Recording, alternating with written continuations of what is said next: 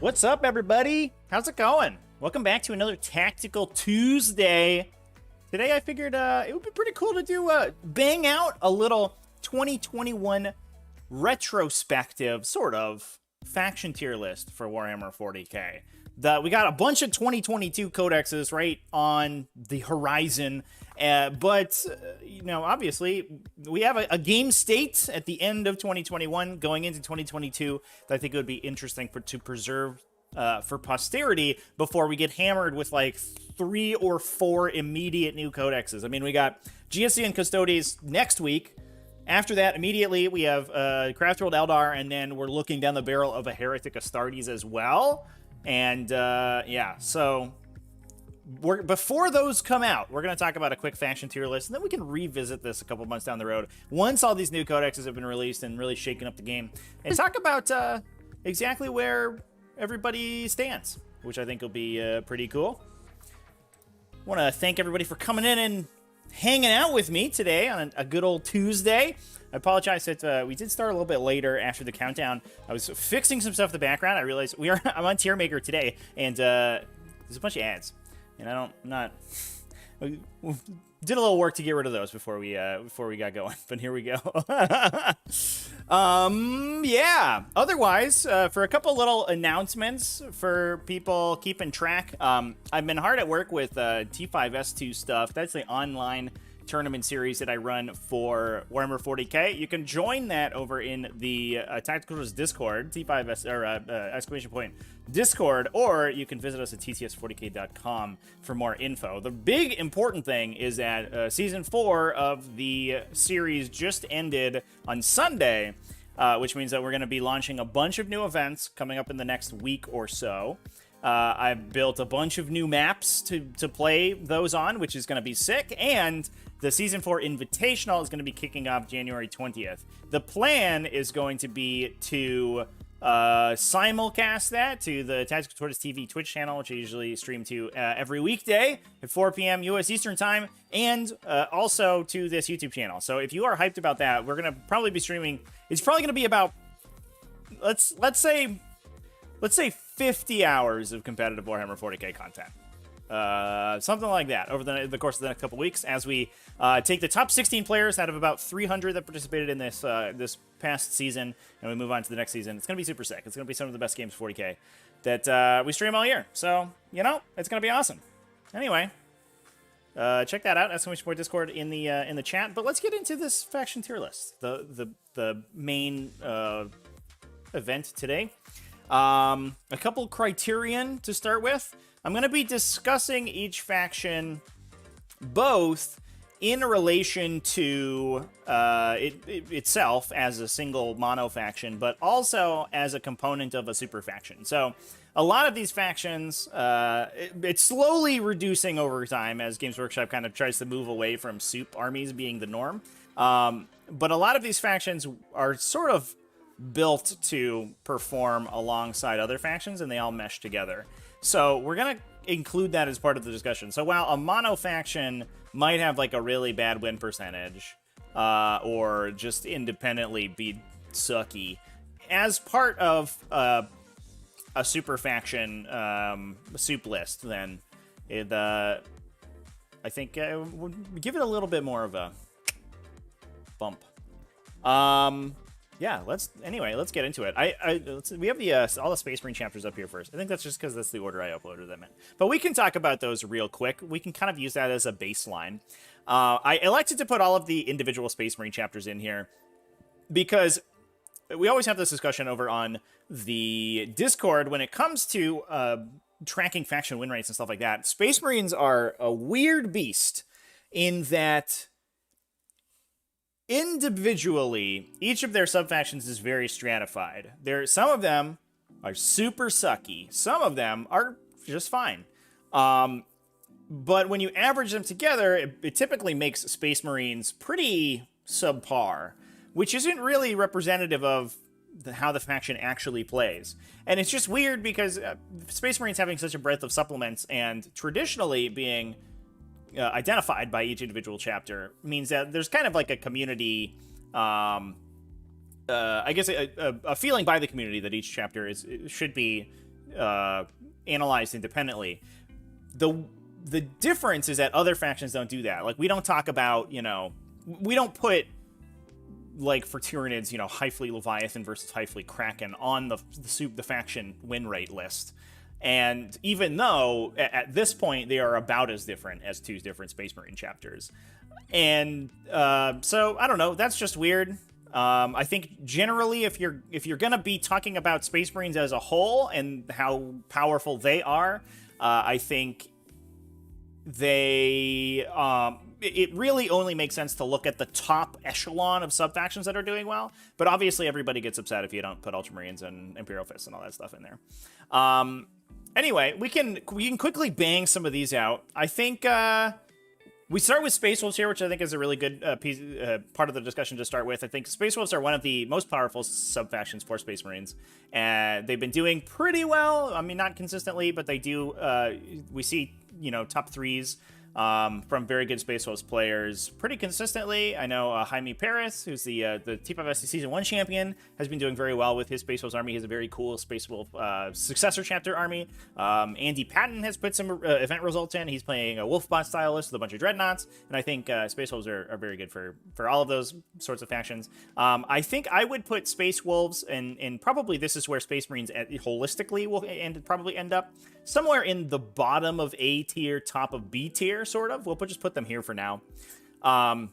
We can move on to Raven Guard. I think Raven Guard, this is sort of how the mighty have fallen. They are very dependent on going first and alpha striking their opponent. If they can't do that, they don't really have anything going for them. So I think we're going to put them sort of down here in C tier. Dark Angels, also here. I think another faction that occasionally sees some success, and they do have some things that are scary, and they're oftentimes like brought up as one of the poster boys for like I don't know, super powerful interactions that don't actually win games. But definitely Terminators are hard to kill, and Ravenwing Bikes are fast, and Talon Masters are good. And that's basically all they have going for them. They don't do particularly well. Their win rate tends to be relatively bad, with a couple of exceptions. I think they're probably sort of bottom B tier, somewhere in the middle here. Oh, no, that's not useful. It's a PNG. Well, hopefully we can see that on the dark background. Black Templars, on the other hand, have been doing a lot of work. They're probably up in somewhere around where Space Wolves are, in A or B tier. They have a lot of resilience. They have a lot of especially primary objective control shenanigans, which is very powerful. The fact that they can give their entire army an invulnerable save means that they play Dreadnought lists well. They play non-Storm Shield infantry well. They can do melee stuff pretty well because their whole faction's just about melee, and they have some good tricks in there as well. It's all pretty good. Next up, we have Salamanders. Unfortunately, I love Salamanders. I think the toolbox that Salamanders have is pretty cool, but they're not... It just doesn't come together cohesively as much as I think you'd want them to. They're mostly focused, all their abilities are focused on short-range stuff, but they have other abilities that like actively discourage them from being fast. And otherwise, yeah, I mean, they have some weird tricks. I think their Impulsor Rush still works. I can't remember off the top of my head if that's been FAQ'd yet. It probably should be if it's not supposed to work. Which gives them a little bit of a bump in melee, and obviously Crucible of Battle is like an incredibly powerful stratagem, but it doesn't really push them out of the realm of sort of not winning very often. We also have Deathwatch in here, who have been really seeing some, or a lot of competitive experimentation, I think, between their Dreadnought lists, which I see a lot, trying to use things like Tome of the Ectoclades and the shield ability that gives them a 5+ vulnerable save that I forget off the top of my head, to make sort of Dreadnought bricks really powerful. I think that's fine. Their Army of Renown actually has turned out to be better than expected. There's a lot of interesting avenues to approach different matchups, if you can assume that you can auto-wound with all of your attacks, which is pretty good. I don't know if it's super competitive, but it probably puts them in somewhere in the realm where Dark Angels are in this B tier. And that brings us, unfortunately, to Imperial Fists. Who are not good. Sorry, Imperial Fists. You're down towards the bottom of the game. There was a brief shining moment where Imperial Fists were very good because vehicles were heavily in the metagame, but unfortunately, their entire supplement is just full of contradictions. The fact they received some pretty hefty nerfs to their super doctrine in the transition to the 9th edition supplement, and it was never undone, despite the fact that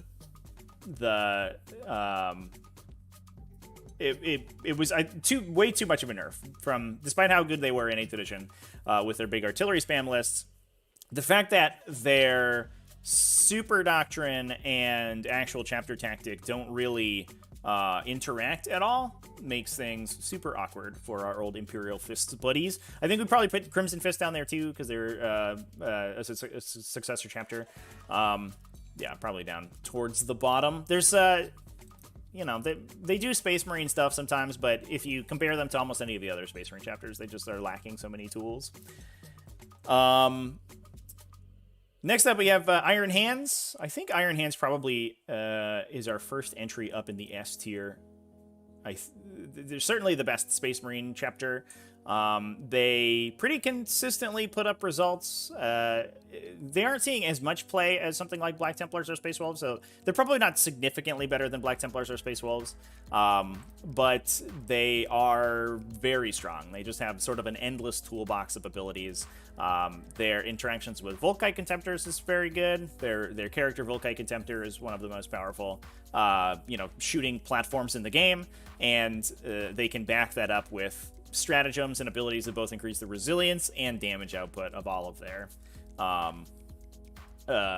important units. They synergize well with all the units in the Space Marine Codex that are already good, and that's a very good place to be for Iron Hands. The one thing that is probably hurting them the most right now is that the game is skewing towards a super heavy damage reduction meta. I don't necessarily want to call it a meta because it's just been a rule that's been given to every faction, which makes a lot of the weapons that Iron Hands are most synergistic with, things like grav cannons and Volkite Contemptors, significantly worse. But that said, you can also just use them on use multi-meltos with those guys. It's not the end of the world for Iron Hands, so I think that's probably fine. There's probably a universe where they get bumped down to closer to maybe below Space Wolves or something like that, but I think that their toolbox is just too deep for that to be the case. And I have done a video on basically all or a lot of the synergies. I talked with Fushini, who's another very good Iron Hands player, who's been putting up some good GT scores over in the UK recently with Iron Hands, and you can go check that out. I think it was a really good interview. We talked about a lot of the synergies that the faction uses. Next up, we have White Scars. This is an interesting one.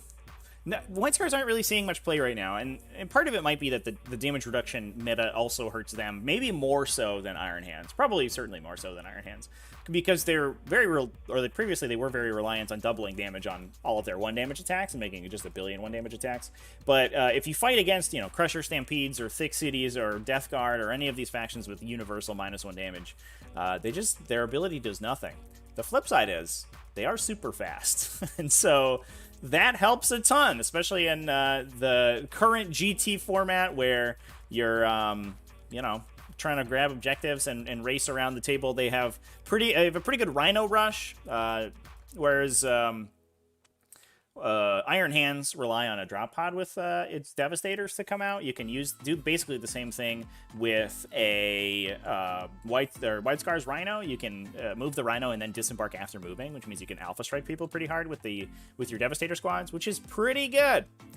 So there's a couple cool things like that in there, and the ability to universally advance a charge is also sick, without having to rely on any auras like the Space Wolves do. This is a hard question for me, because White Scars feel more straightforward than Space Wolves and sort of at a power level, but Space Wolves consistently do better than White Scars. So I think probably we're in this area with White Scars. But it's probably, between these three factions, it's probably an epic battle. Not so much for the next faction, which is Blood Angels. The meme is to put Blood Angels right at the top, but we're not going to do that. Blood Angels suck. They... I don't know what else to tell you. They have +1 to wound in melee. That's pretty good. I mean, Sanguinary Guard are fine, but not that great. And again, damage reduction on all of their 2 damage weapons is pretty rad. With no way to meaningfully extend their threat range beyond just like getting +1 to advance and charge. Blood Angels are trying to play the White Scars game plan, but having a tougher time doing it. And without any of the supporting framework that White Scars also have. So, yeah, they're just total miss of a codex, and it's very sad. Ultramarines are sort of in a weird place. I guess it's thematically appropriate to put Ultramarines in the middle, right? Because they're kind of the poster boys of mediocrity. Their redeploy abilities are pretty solid. They've always been very good. Other than that, they don't have a lot going for the faction, but they are kind of the basis of a lot of mixed Astartes lists where you just have massive amounts of redeploy and you can, push Invictor Warsuits forward or pull them back. And Ultramarines do occasionally see some competitive success. So I think mid-tier is probably fine for Ultramarines. And that gives us a nice even distribution of factions too. So that's pretty sweet. Hey, Seabiscuit in the chat here. What's up, dude? Seabiscuit putting up the results with wolf bots, and also saying Thunderwolf Cavalry, one of the worst units in the Space Marine Codex right now. Yes. Seabiscuit, we're on the same page, dude. Same wavelength. The cavalry keyword is terrible. It's so bad, and it absolutely nukes that unit. If that unit was infantry, I think they would be legitimately playable. But the fact that they are so hamstrung by terrain, it just sucks so hard. All right. Next up, we're moving to Adeptus Mechanicus. Now, these guys came out of the gate swinging. They were already very good coming out of the end of 8th edition, and were always kind of a boogeyman of the metagame.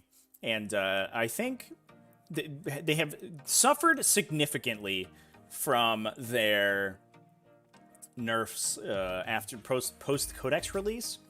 To the fact that I think they dropped like 10 or 15 points of win percentage. But I'm not sure that's entirely representative of how well the faction's doing. I think a lot of people got bored with them and stopped playing them. And a lot of the people who thought they were super good have just moved on to factions that are slightly better. So the people who are sticking with Adeptus Mechanicus are probably not the upper echelon of the Adeptus Mechanicus player base.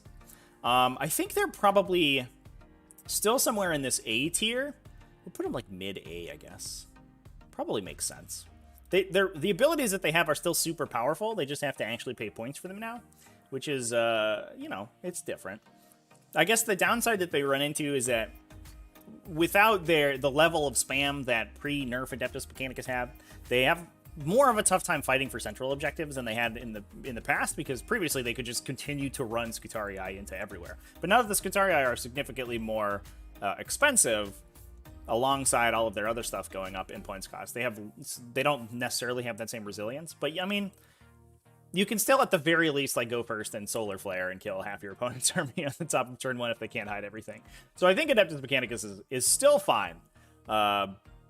You probably just got to play it more. Maybe bottom A tier, I think. It probably makes more sense for currently where Adeptus Mechanicus stand.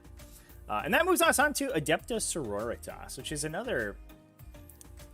Adeptus Sororitas is going to be an interesting discussion, because I think they're pretty good, but they're also very difficult to play now. They're no longer kind of the point-and-click adventure game of armies that they were previously.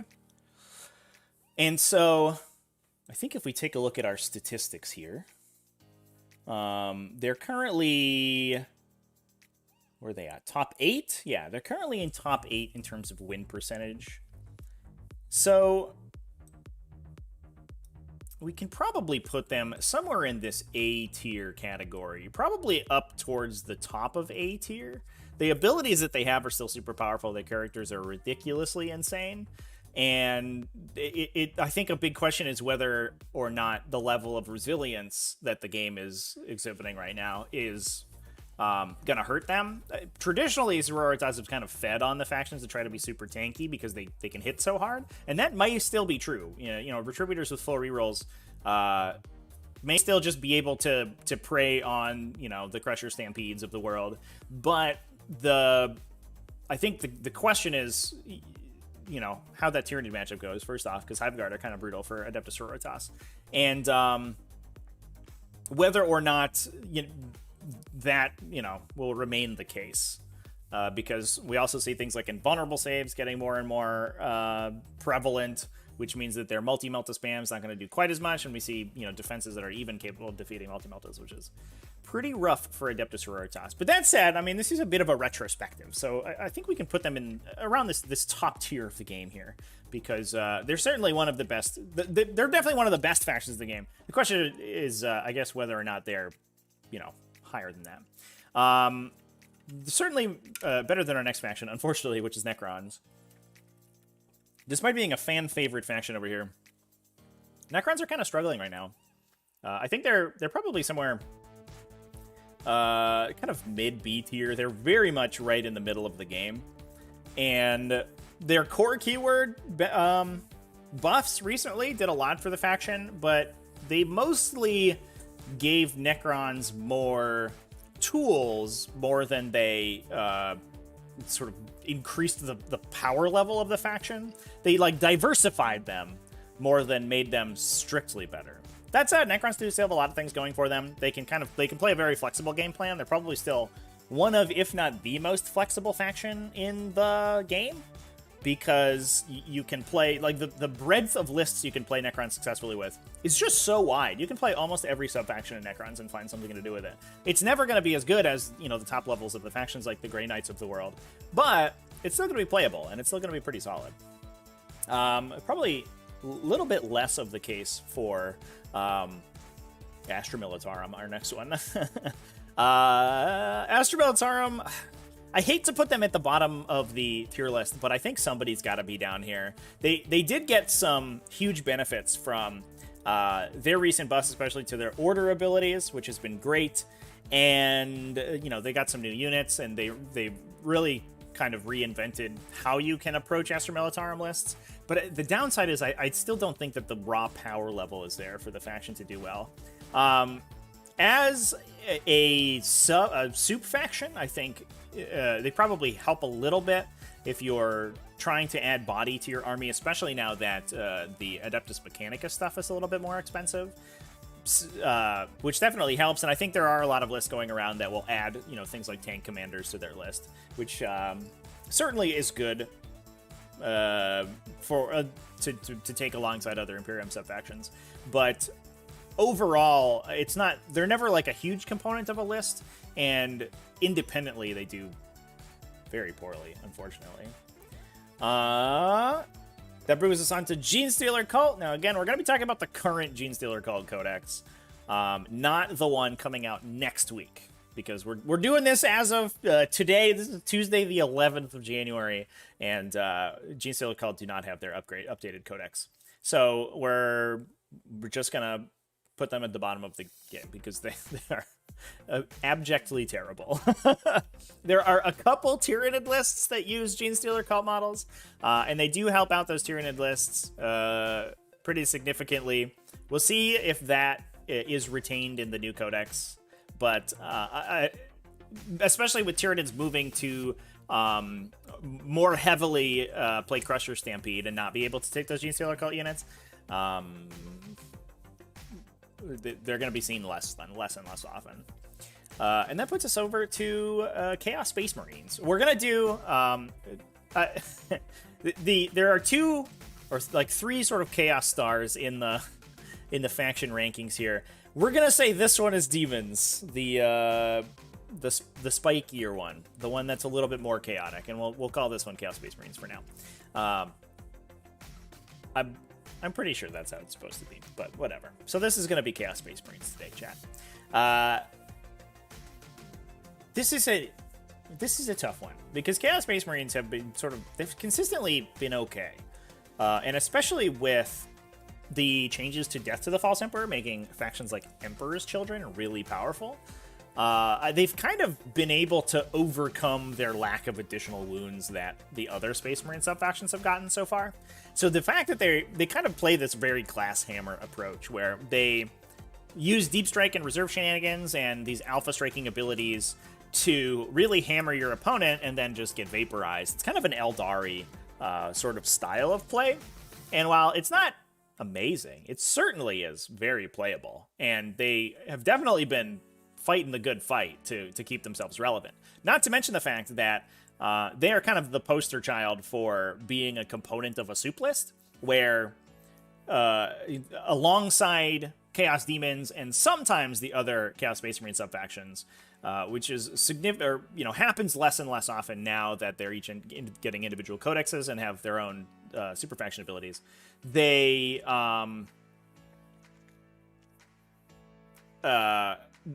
are still kind of designed to be the core of a chaos soup list, and we'll probably touch on that when we talk about demons as well. So I think we probably put Chaos Space Marines somewhere in the middle here. They're probably somewhere around Necrons, I imagine, in terms of level of playability, especially with that caveat that they are very good in a soup list. Faction that's less good in a soup list is probably Chaos Knights. They did get a big update with the adding additional ability to hold objectives onto the Knights. But unlike Imperial Knights, which we'll talk about later, they don't have the same... They don't have a free blade lance, basically. I think since those the changes to model count and holding objectives on all of the big knight units, Imperial Knights have been able to use that to great effect. Chaos Knights, not so much, because they don't have that subfaction in there, or they don't have that army brand in there. We'll put them towards the bottom here. I think they still occasionally see some play.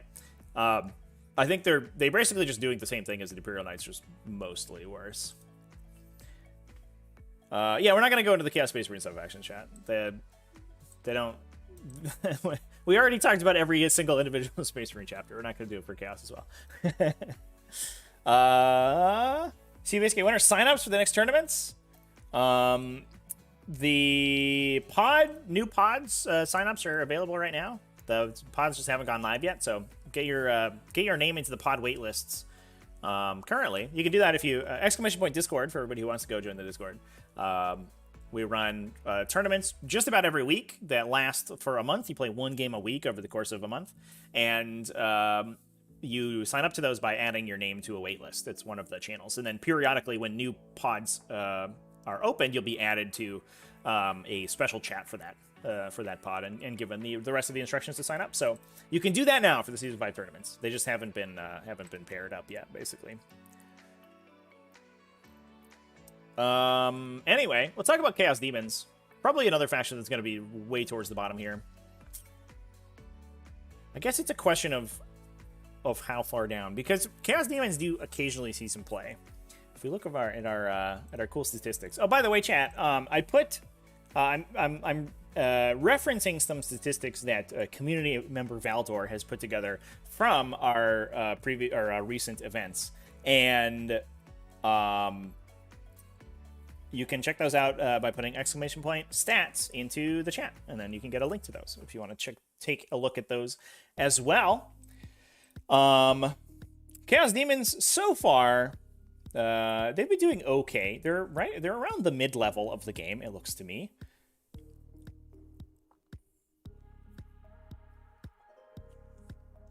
I think a lot of that's going to be as part of a soup list, and I think that's pretty appropriate. And especially with units like Be'lakor, having been released, and still we see things like Keepers of Secrets doing pretty well in Chaos soup lists. I think Chaos Demons are probably somewhere. It's so awkward because Chaos Demons are. They have there's two halves to the codex. There's like Be'lakor and Keepers of Secrets, and like that one Lord of Change that people take sometimes, and horrors see some play and stuff like that, and they're at the top, and then a lot of the rest of the factions way down in the garbage there. I've been, for a list challenge over on Twitch, I've been playing pure chaos Khorne Chaos Demons recently, and it is, oh boy, it is a struggle. There are some bad units in that codex. But we're not really looking at the bad units. We did that for Space Marines, but not necessarily for Chaos Demons here. So we'll probably put them somewhere B level, I think, over here. Mostly with the caveat that, again, they work best in a soup list when you're taking units like Be'lakor and those Greater Demons who are all souped up, alongside other Chaos Space Marines and stuff like that. In that capacity, they work very well. As a single mono faction, it's kind of Slaanesh or bust for the most part, which is honestly probably fine, but it's not a particularly balanced codex for sure.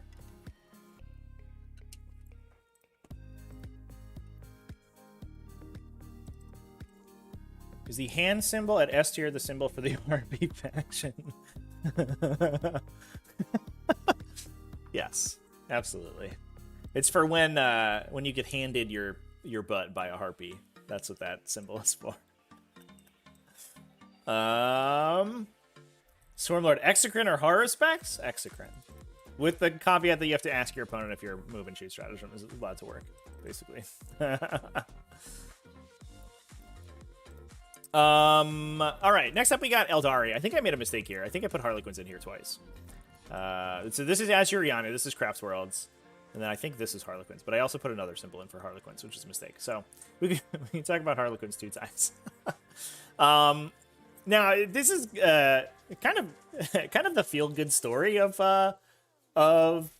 the season so far has been Craft World Eldar, because, I mean, generally they are very bad, but they have been seeing, especially recently, as people kind of go back to the faction with the anticipation of a new codex, they've been seeing a little bit of a resurgence, especially in Eldari soup, or sometimes as their own faction. I've streamed a couple games recently of pure Craft Worlds going at it, and, I mean, like we just talked about with Chaos Demons and some other factions, like they're really leaning on the top echelon of their codex, and there's a lot of garbage in there. But Dire Avengers are fine. Their psychic powers have always been good, and Dark Reapers are phenomenal, and they have some of the best artillery in the game.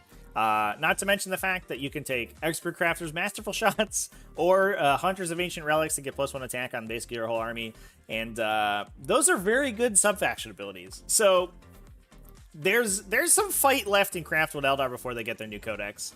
I think they're another faction that's really hovering in terms of win rate, hovering right around the center of the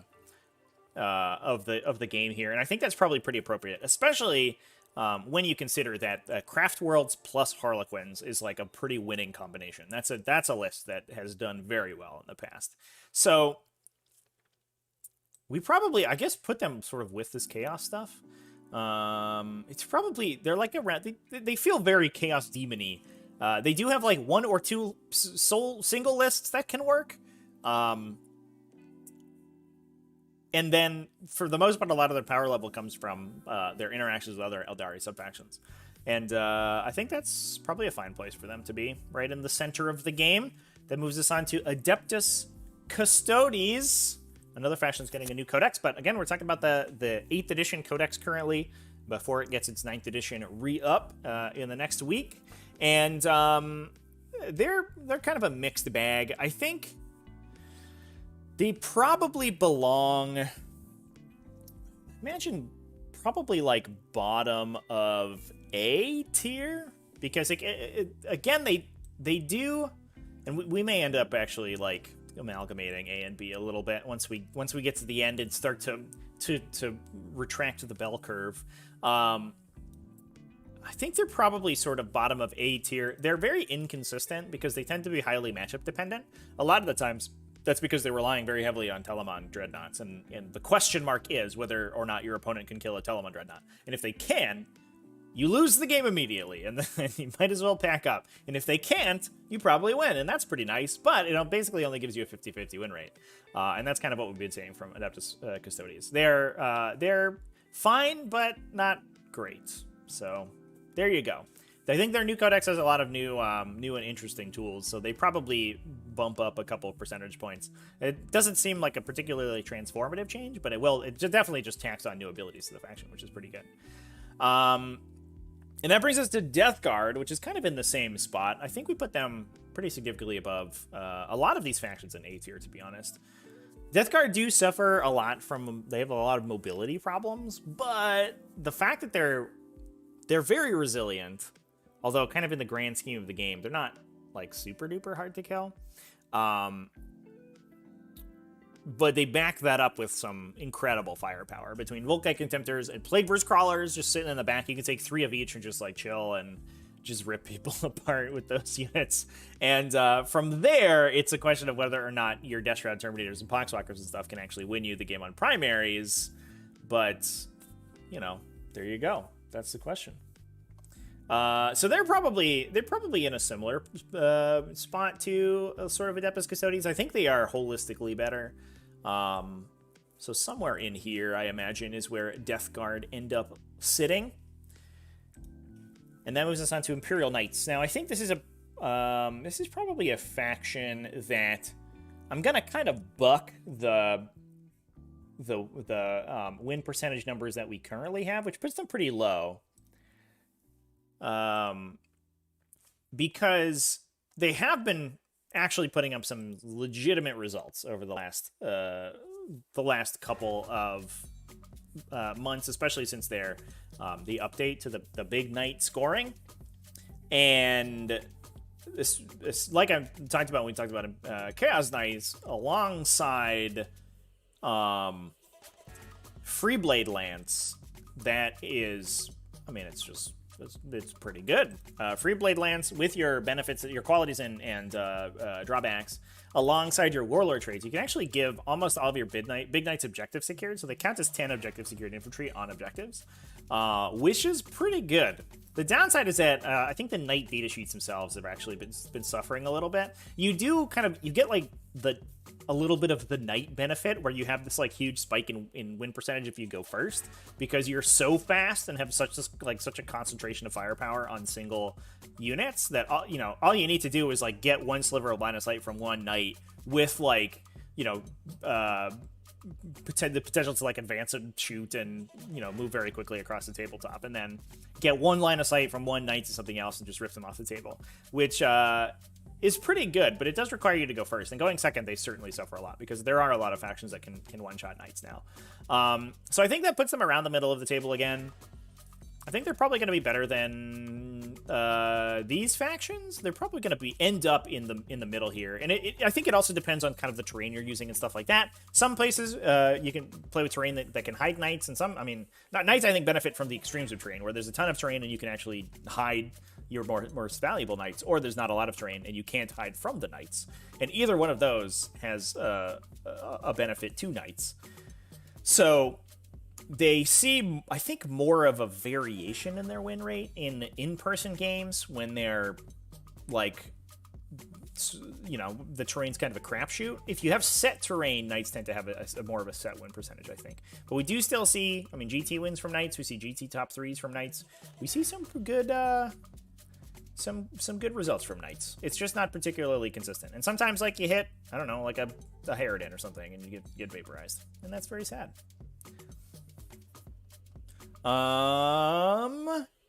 Next up, we've got some easy ones now. So our S tier has been pretty lonely up there.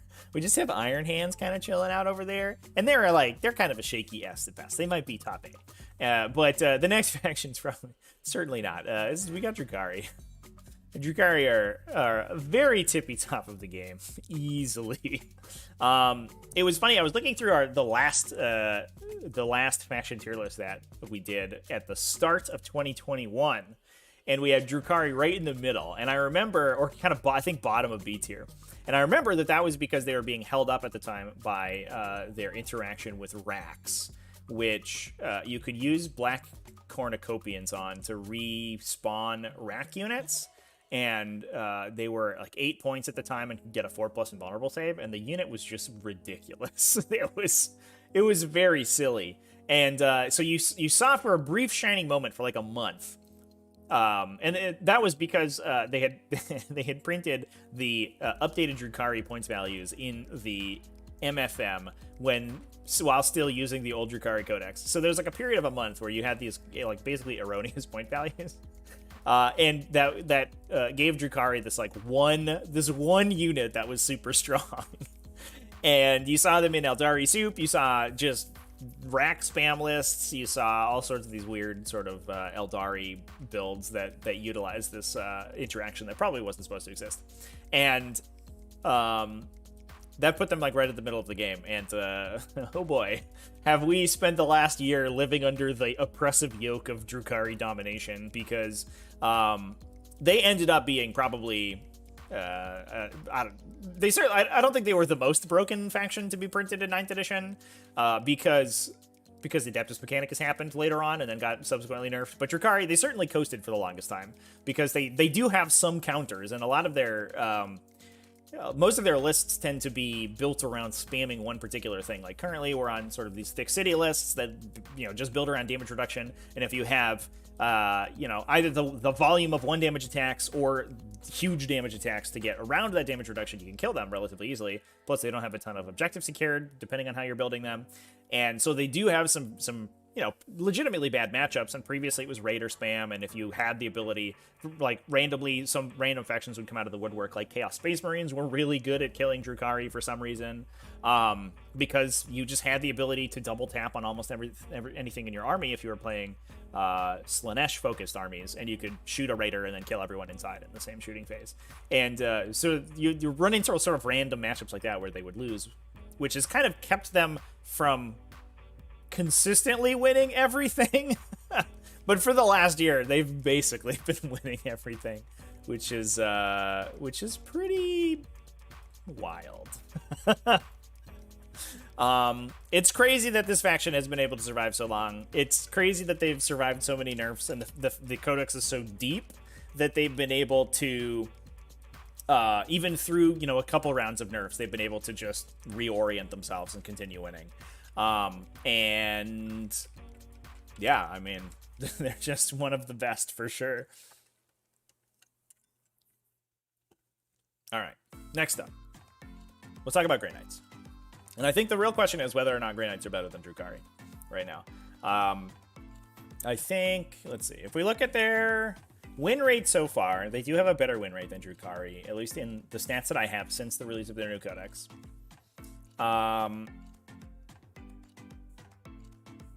I don't know if I have watched the matchup of the current build of Grey Knights versus the Thick City Drukari build. I know that one of the reasons that we moved to Thick City, in addition to some points drops on stuff, but it was to defeat Grey Knights, because Grey Knights were one of the factions that did randomly sort of have this super duper good matchup into Drukari, and into the classic Raider style Drukari, and the damage reduction definitely helped keep them safe from side cannons and all of the multi-damage. But Grey Knights just have such like a breadth of different threats in their army. Most of the lists that we see right now are built around 4 or 5 Dread Knights, and then you back that up with 30 or so infantry between strike squads and interceptor squads to follow up. And one of the powerful things about them is that you're not just necessarily fighting these 5 Dread Knights, you also have to fight all that infantry. It's unlike Drukari, where if you get through the Talus and you get through the Grotesques and you get through the maybe Chronos if they've taken them, the fight's mostly done. You have to deal with the characters, which are obnoxious, and then there's some racks and stuff hiding, sitting in the back line. But the difference between that and Grey Knights is that Grey Knights, every single one of the units in their codexes or in their army is hyper lethal, especially once like Tide of Convergence is active and they can start getting hammer hands off and really mixing up in melee with these little strike squads. So I guess maybe it's less of a question of who wins that fight. It's probably a pretty close game between the two, but Grey Knights do have this level of consistency in their matchups that probably put them up above where Drukari is. So I think we put them right at the top of the game. They're currently winning the most. They're the mostest winningest right now. Their faction secondaries, especially, most obviously Ritual Purification, gives them this really consistent game plan into almost every faction in the game, and they just don't really have any like super bad matchups. I think at the worst they come into some coin flips and then they have the ability to play out.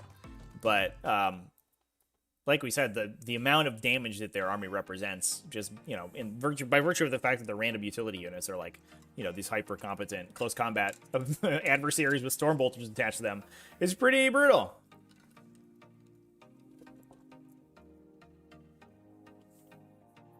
Demetrius, Grey Knights and Drukari win rate is also due to their easy secondaries.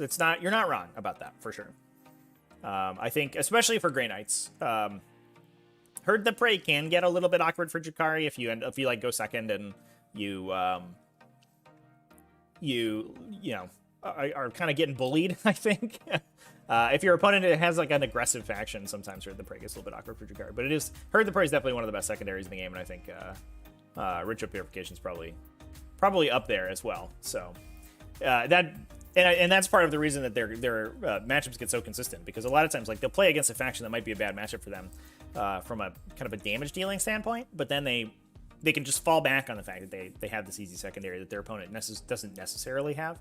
And I mean, we talked about this last week when we talked about wish listing for 2022. Man, I hope that everybody gets faction secondaries in this new GT book, because it has been brutal against Grey Knights, and it's going to become even more brutal in the new GT with no mission-specific secondaries, where the factions that have these good faction secondaries, I think, are gonna absolutely shine, and the factions that don't are gonna get really hurt. So we'll see how it goes. Cross your fingers, everybody. We need a PDF of all the faction secondaries. Next up, we have Orcs. It's another one that's been doing pretty consistently well. Not to the same level that we see these other factions like Grey Knights and Drukari, but they do have a couple different builds that are good. I think the Speed Freaks Army of Renown is pretty good. It doesn't see too much play, but also just like the Kill Rig focus lists are super strong and continue to see top tables play. They don't often win at top tables, but they usually get there, and that's pretty good. They kind of rely on a little bit more of a resilient version of like the pre-nerf Drukari builds, where they are using dedicated transport mechanics to get objective security units up the board.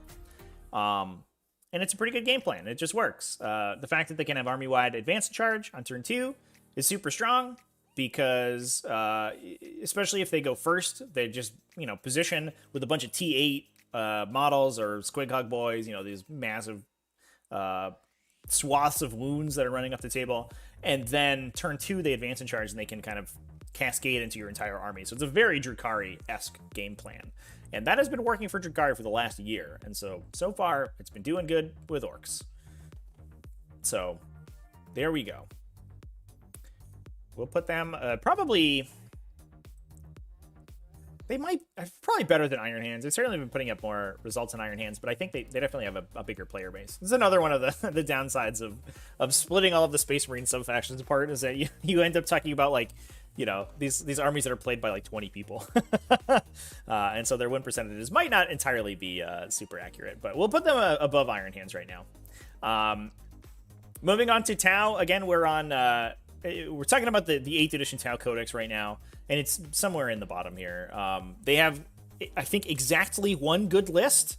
They're probably like, I don't know, there, I guess.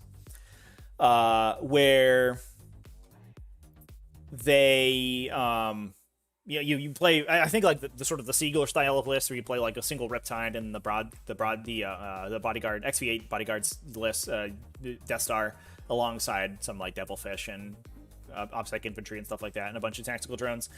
That list is fine, but it's not very good, and it's highly inconsistent. It's reliant on very specific damage values. Like, if you need missile pods to be able to kill your opponent, and if they can't, it's over. You're done, basically, because you're relying entirely on one Riptide to kill your opponent's army, which it will not. It will kill a bunch of stuff and be very good while doing it, but it will run into something that can deal with it, and then the game's over.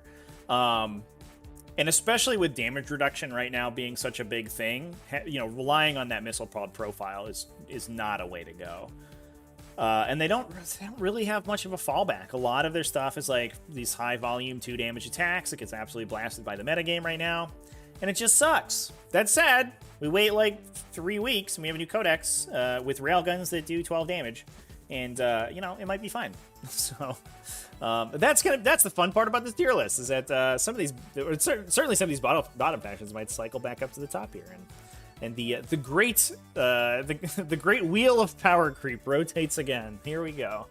But right now, Tower super sucky, and it sucks. It's too bad. They certainly have the the ability to win some games. Obviously, all of the factions, even at the bottom here, are going to be able to win in some circumstances. But especially if you hit some of the top tier armies, you just don't have the volume to get through them, and you'll eventually die. Sad. Is this the one after the Firefox logo? Yeah. This does look like the Firefox logo, right, chat? This one's Thousand Suns. And I think Thousand Suns end up probably, they're certainly A tier. Their game plan is much less consistent than the S tier stuff, because a lot of times you're relying on basically in almost every Thousand Suns army, psychic powers, which can go wrong immediately, which is sad. And B, like 2 units of Scarab Occult Terminators, and you need 2 units of Scarab Occult Terminators alongside your mortal wound dealing characters to kill your opponent's entire army. And sometimes they do, and sometimes they don't, and that's just how it's going to be. So they're probably, I think they're probably somewhere in here. They might be above Sororitas. It's probably here. I think that's probably appropriate for Thousand Suns. And they have been putting up GT results. They have been, we just had a T5S2 GT, an online GT that Thousand Suns took down against Grey Knights in the finals, which is very exciting. And I think, they'll continue to be sort of hovering around that top echelon of the game. And I think, despite the fact that I think there are maybe some design issues with the codex, just in the fact that there's like a level of complexity that's kind of unnecessary. I do think Thousand Suns is probably where we want the game to be, in that, they have some big cool things they can do. They're very powerful, they're very tactical, but they also, you have to know what you're doing to play them, because if you missequence your psychic powers, or you haven't put the buffs in the right places, things can go very poorly very quickly. It also helps that they have access to some of the Chaos Space Marine units. Things like Relic Contemptors certainly helps a lot. Gives them a little bit of a backline presence beyond just those Scarab Occult Terminators. So yeah, I think Thousand Suns pretty good. Thousand Suns, the 5-head codex. Basically. And that brings us to Tyranids, which is an interesting question mark. I think Tyranids end up bottom S tier. So I think we put them here. I think they have some very specific matchups in that top tier. I think they're, especially post-Crushers, in a post-Crusher Stampede world, they are, they dumpster Drukari, like, ridiculously quickly. That matchup, at least in my experience so far, that matchup seems almost unplayable for Drukari. The Grey Knights matchup on the flip side is not very good for Tyranids, though, especially for the Crusher Stampede list. You just, like, they have so many units that are all good at dealing mortal wounds, and the level of smites and tied up convergence mortal wounds the faction continues to deal out means eventually your big stuff gets killed very quickly, and that's unfortunate. If you play the more ranged focus, the more classic versions of Tyranids, like the mid-range list that are Hiveguard with Gene Stealers and Devourer Termagants, built around those units, I think your matchups probably get less consistent. You hit some matchups where the number of infantry you have is going to be very good in some, especially if you're focusing on Hiveguard. Some factions can't deal with Hiveguard. Some factions immediately deal with Hiveguard, and you just have to kind of deal with that level of inconsistency, which is unlike the factions at the top of the S tier. So Grey Knights and Drukari just have these fallback plans on fallback plans that they can continue to play into, and Tyranids do not have that.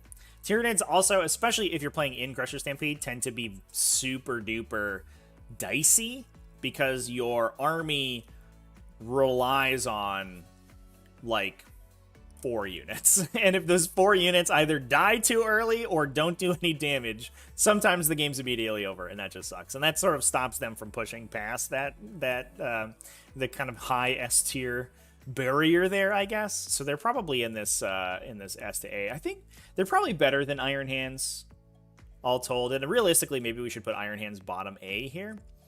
And we can kind of striate this a little bit.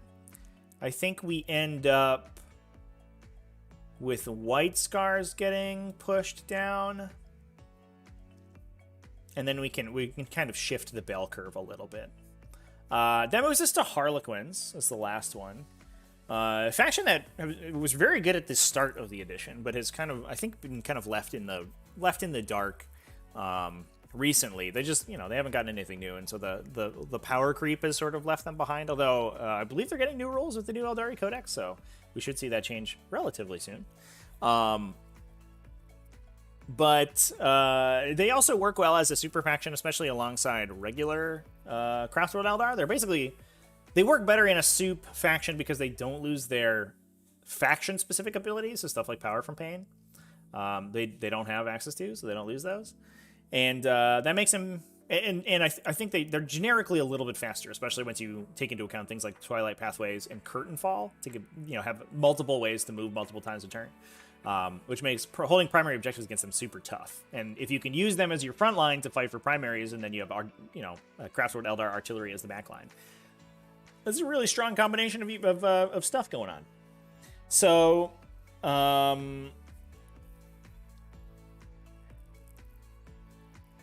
in the stats that I have, they have a very high win percentage, but also a very low percentage played. So that's probably a little bit of an outlier. They're probably this like high B tier, probably somewhere in here. And I think that's just where they are. I think they ultimately end up there, and especially with factions like, we got Grey Knights, we got Thousand Suns, we got Tyranids now with Crusher Stampede. A lot of these factions have the ability to deal like 1 billion mortal wounds, and that can be super, super duper brutal for Harlequins. So their number of bad matchups, I think, more recently has increased, which probably pushes them down a little bit. But they're still a fine faction. I think they're super duper good at fighting for primary objectives. And if you don't have an opponent who can deal with the masses of penalties to hit and invulnerable saves, it just gets real bad. It's very sad.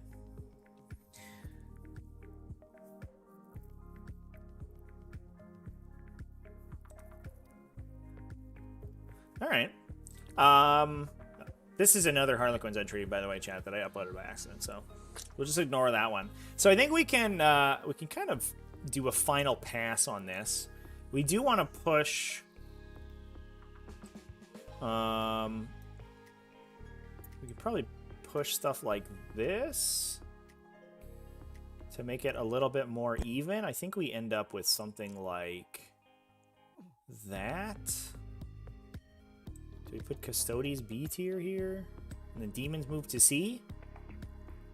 Dark Angels trying to get by. Do they also move C? I think they do. That gives us our good bell curve there. We got 4 in the top, 4 in the bottom.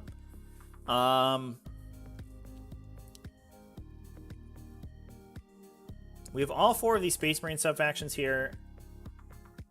I almost wonder if Ultramarines want to pump up a peg. But I don't think that's the case. I think we see Chaos Demons entries in a lot more lists than we see Ultramarines. Ultramarines occasionally pick up those wins from taking like Invictor Alpha Strikes and stuff. And especially there's that list that pops up occasionally that's like a bunch of Invictors plus a huge Raven Guard army. And the whole gimmick is that you redeploy like your whole army before the game. And that wins sometimes, but I think it's mostly dependent on going first. Then it has the classic Raven Guard problem, which is just getting shit on if it goes second. So it pops up occasionally, but it's probably more lucky than good, I guess, to be fair.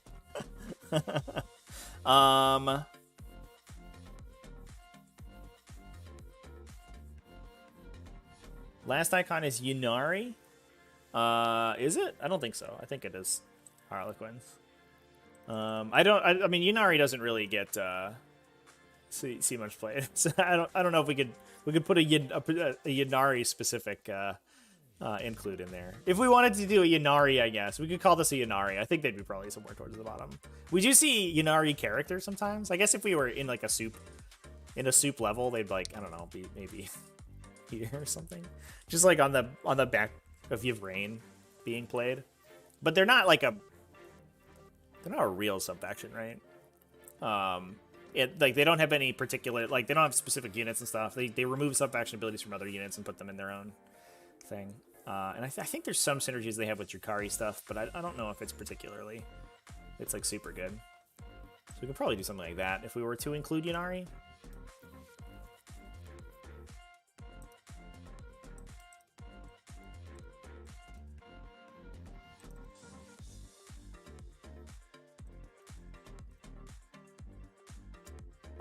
Yeah, well, we moved Ultramarines. Ultramarines didn't like, they moved down in service of the bell curve. Everything moved down basically, so that we could striate things a little bit more. Yeah, Ultramarines just aren't that good. I think they're fine, but they don't win super often, and they certainly get overshadowed by the other side of Space Marine sub-factions.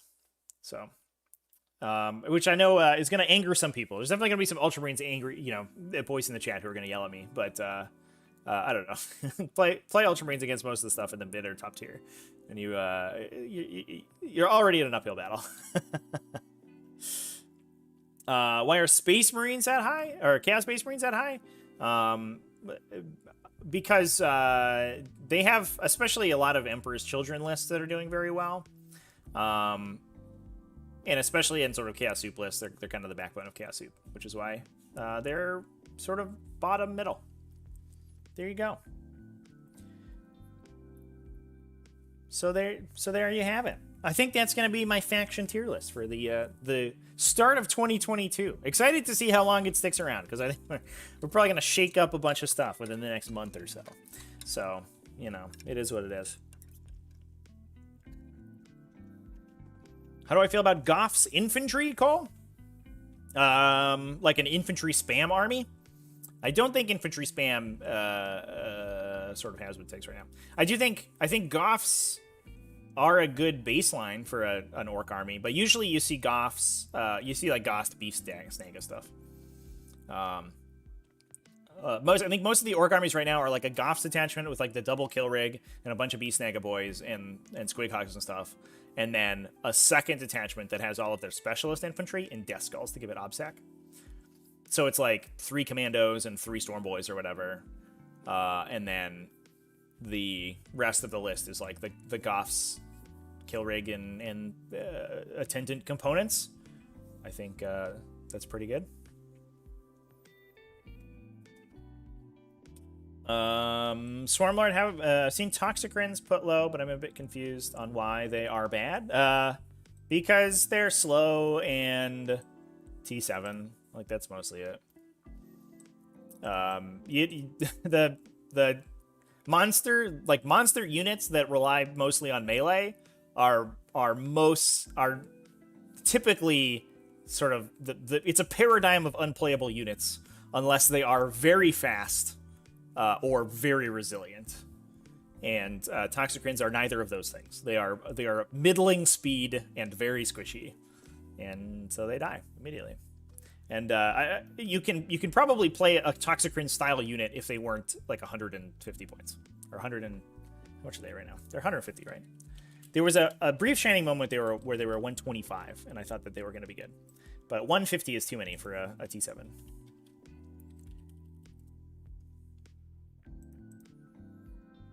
Yeah, 150 is where they're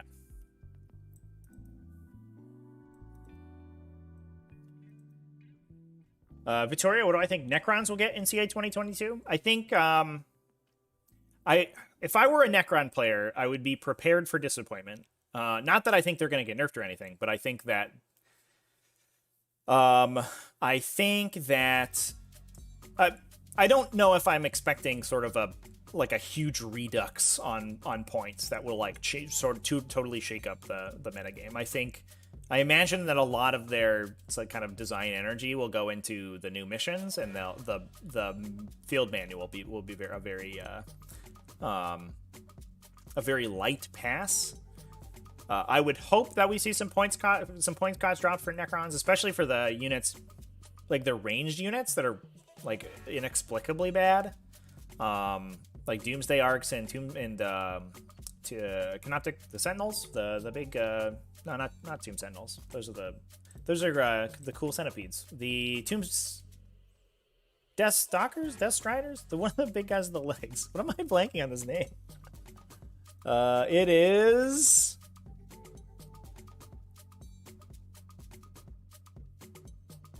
Doomstalkers. There it is. Nailed it. Thanks, chat. There you go. So I would hope that stuff goes down, but I would be prepared for Necrons to kind of stay right where they're at. Which is, I mean, it's unfortunate because they've kind of gotten power creeped pretty hard, but you know, it is what it is. Hopefully they get a nice big buff for sure. Mikhail Matias, is the horror specs any good? Not in my opinion. I mean, again, they're too slow and they're too expensive.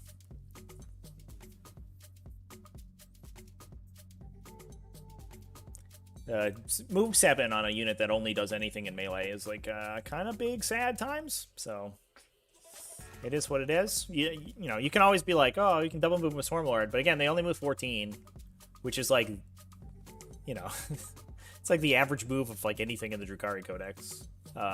And they cost about a billion points and a million CP to make, you know, good in melee. I think they're too swingy and they're too slow for 170 points. But again, I think they would be good if they were much cheaper. That's another unit I would take at 125. Questions for you: have I used any dice apps with big rolls with NIDs?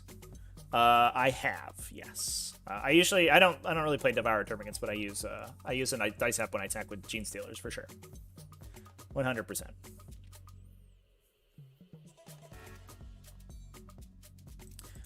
Where can you find recent GTs? So check out, I guess we can, here, I bet I can do this, right? Go to a new website. We can go to, not this website. Check out, might have to reorient my window here if it doesn't look good. So the website is discountgamesinc.com. Click on this button here that goes to tournaments, and you can see they have a bunch of different games here. And I think I might have to make my window bigger. Let's just make it a full window. Cool. Here we go.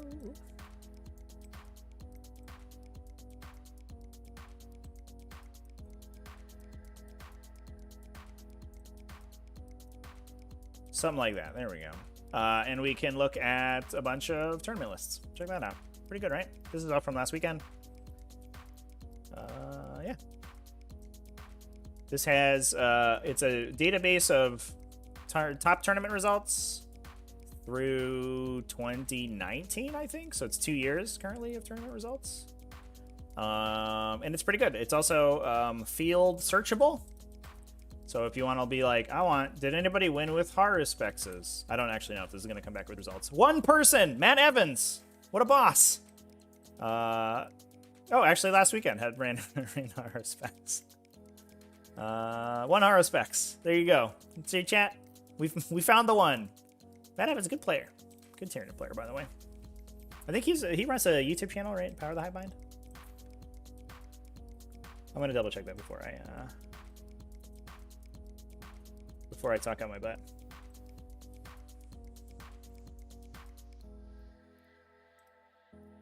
It's something of the hive mind. Now I don't remember. I'm sure somebody in chat will remind me. What buffs, if any, should Hierophant Biotitans get?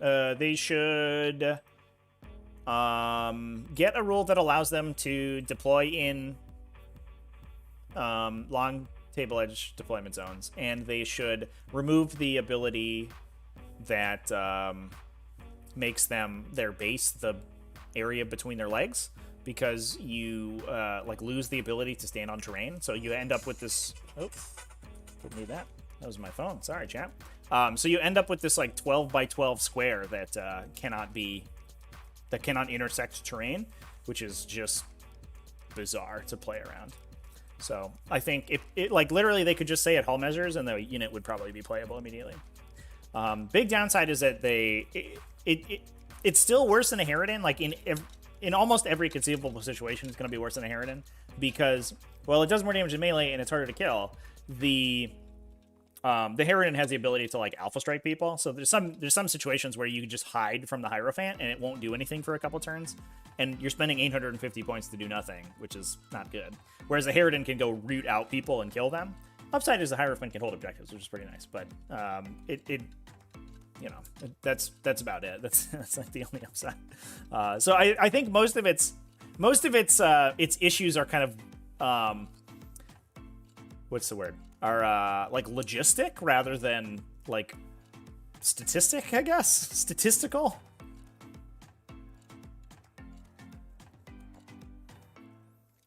Yeah, I can put the link in chat for the people who want it. Just grab it from here.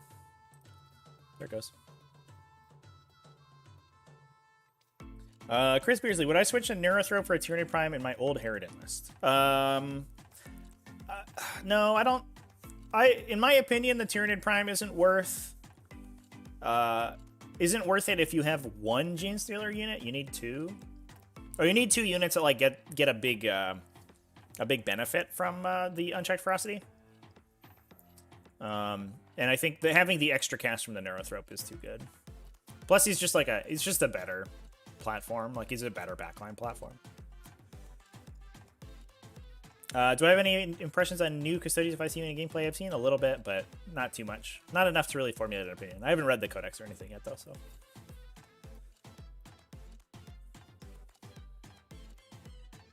Anyway, I think that's pretty good. That's a pretty good place to probably close things out there, chat. We went over the whole tier list, talked about some sweet tournaments results that you can take a look at, and I'll probably go ahead and sign off here. If for anybody who's interested, I do stream every day over on Twitch, twitch.tv/tacticaltortoisetv. Usually gameplay. I think I'm going to try to do some show matches this week as we're between T5S2 seasons. I think it'd be cool if people are looking for games to play. We'll see if we can get maybe some of the T5S2 invitees if they want to do any practice games to get them on stream. I think that'd be fun. But otherwise, just playing Tyranids and playing list challenge stuff and just having a good old fun time. So there we have it. Anyway, we'll go ahead and close it out. Thanks everyone for watching all the way to the end. Remember to keep it classy, everybody, and have happy wargaming.